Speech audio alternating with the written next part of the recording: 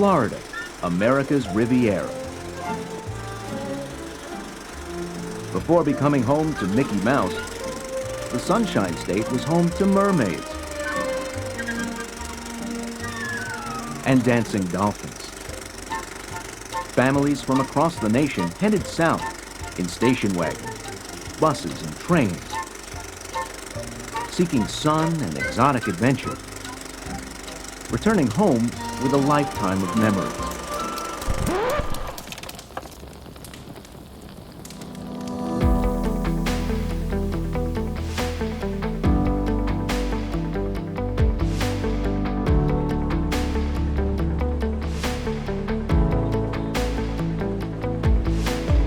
According to program directors and mental health clinicians, separated children exhibited more fear, feelings of abandonment, and post-traumatic stress than did children who were not separated.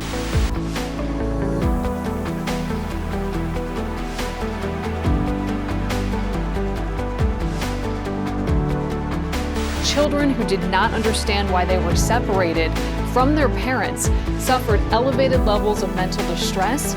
Children who believed their parents had abandoned them were angry and confused.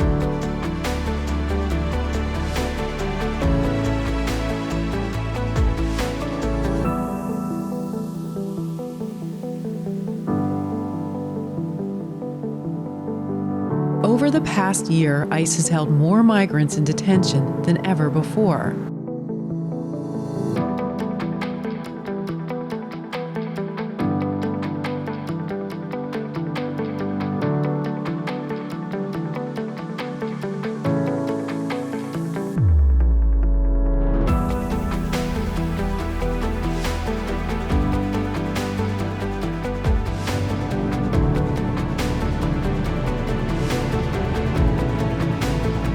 Fantastic people, and this is one of them. Thank you.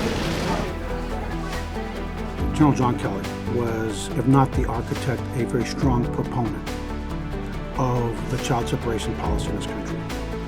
And when you see shortly after his departure from the administration, news reports of this man on a golf cart riding around in one of these facilities and on the board, reportedly, of one of these companies, it doesn't pass the smell test, doesn't pass the swamp test. What's really the motivator? The deterrence or the dog? For the dog, for the dog, for the dog, for the dog.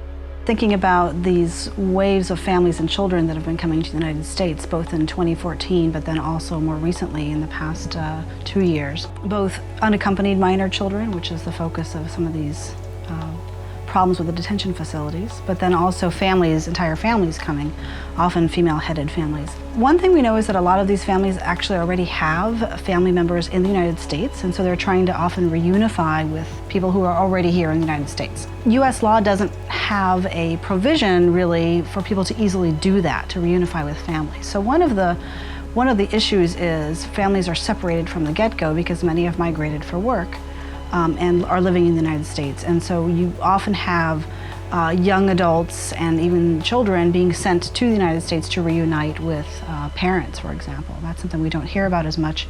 And it's part of our fairly broken immigration system that doesn't allow families to remain together as units. That's just another aspect of family separation, I think, that happens through law.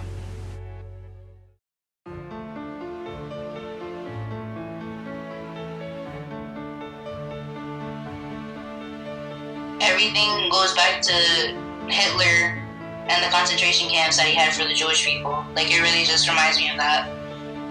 And like the isolation camps for the Japanese during the World War.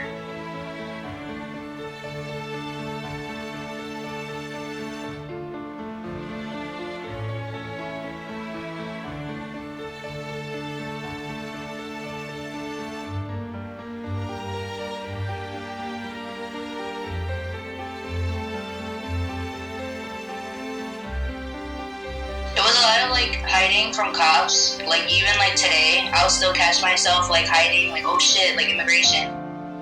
I shouldn't have to be worried because I do have a green card now, but they have been detaining like green card holders anyways, like even with like legal status.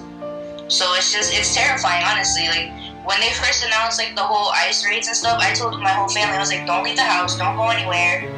Like my friends would invite me to go out and I'd say no, I'd stay home. Like I kind of like isolated myself for a bit. As a result of increased immigration enforcement efforts, people are afraid to leave their homes. And people aren't just afraid to leave their homes to take their kids to school or go to a place of worship or to go to a grocery store or even go to work, but they're also afraid to leave their homes to seek health care if they need it. We see then how immigration laws can instill fear in people, and then how that fear results in them changing some of their behaviors. That's sort of at this individual level. But beyond that, we can also think more about how immigration laws affect families. So, for example, in families where there are children might fear that their parents aren't coming home because they might get stopped, arrested, and deported for driving to work or school, right? So then what happens to kids in those families? They become more worried about their parents and what's happening to their parents while the kids are at school. And they start suffering in school, they don't do as well. So we start seeing these big ripple effects.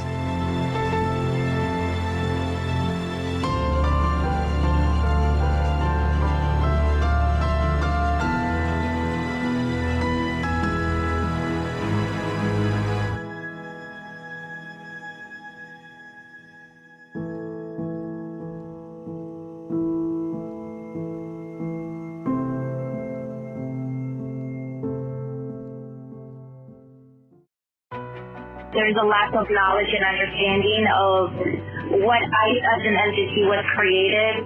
We have forgotten that ICE came after the 9/11 attack, and it was an agency to quote unquote go after terrorism.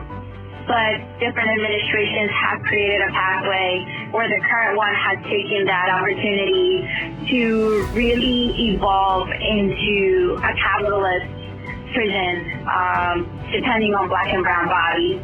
So we know that ICE has numbers, has targets, and these numbers and targets have to be fulfilled by putting people in prison. So the higher number of raids, the higher number of people being stopped and racial profiles, whether they call that or not, has increased. And it's finally, and him calling it out, that it is a business that labors because of how many prisons and for-profit organizations have partnered with ICE. It's one thing. And then the second thing, when it comes to family separations, we have seen in the past how they have forgotten in breaking the law. A lot of times in the past, we didn't see a lot of family separations. Families were able to stay together because they were given a court date, they had a procedure, whether it was the use of an ankle monitor or check-ins, regular check-ins. But that's not what we're seeing right now. What we're seeing is just the violence of a system that benefits from basically our communities, children being lost, emotional, physical, sexual abuse as well in the communities that's not being talked about. And this also goes into child abuse. Children have been dying in these centers, and everyone just seems to kind of like brush it under. And we haven't really seen a justice, or we haven't really seen anyone call out and put these people who hold power be held accountable for the lives that we continually lose every day. So when immigrants are detained, they're often inside these detention centers subject to various forms of physical and verbal abuse, and can be denied medical care. And in some cases, they'll work inside these facilities for very low wages and then use those wages to supplement some of the very nutritionally poor meals that they're served, or buy phone cards. And ultimately, those wages end up going back to benefit the private corporations that run some of these detention centers. And one thing that we need to also be mindful of is that LGBT migrants in particular are susceptible to forms of abuse inside these detention centers, and a number of activists have started raising awareness about this.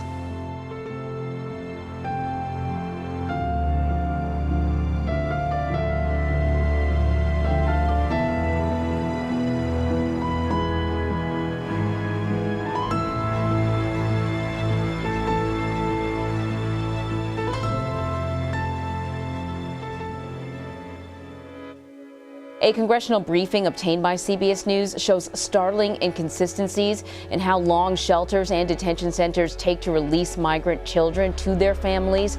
For kids in these so-called secure facilities, the average wait can be more than 6 months in prison-like conditions.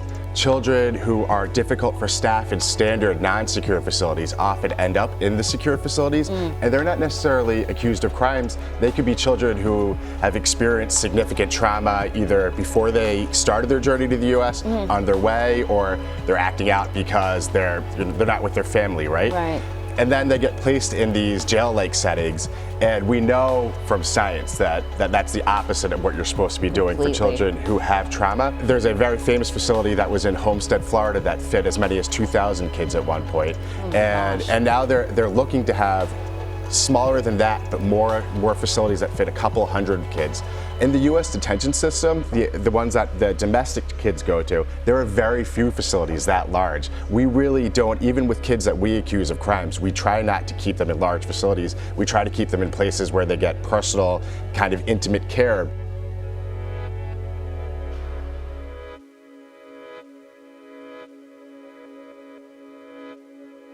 Well, certainly there's no reason why families should be separated. That's a policy decision that was made by the current administration.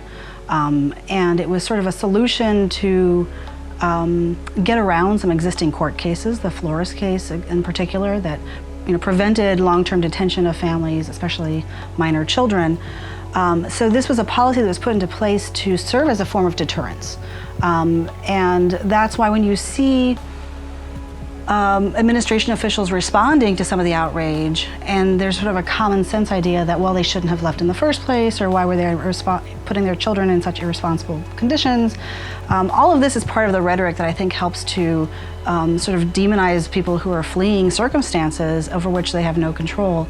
And it really underscores the deterrence principle, right? So the idea that people are outraged by seeing children in detention facilities, often alone in inadequate circumstances, that's part of the deterrence. That's the point, right? So I think when people are outraged and think the conditions should be improved, I think what we're forgetting is that is part of the effect that the current government wants to have on migration. They want it to be inhumane, right? That's the point, in order to deter further migration.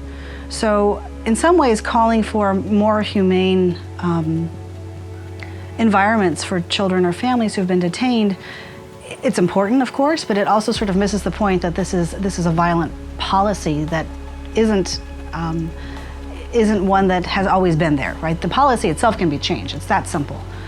If we want to have more humane laws, then we can change these kind of things.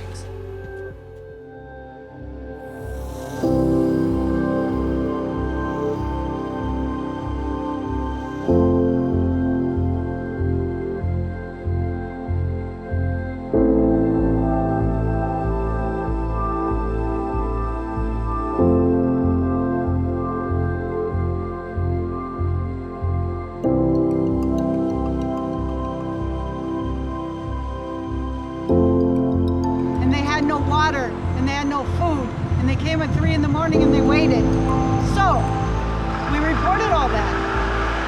So then they moved us farther out and farther out and farther out. And finally, we put a fence around the whole thing so people can't see how many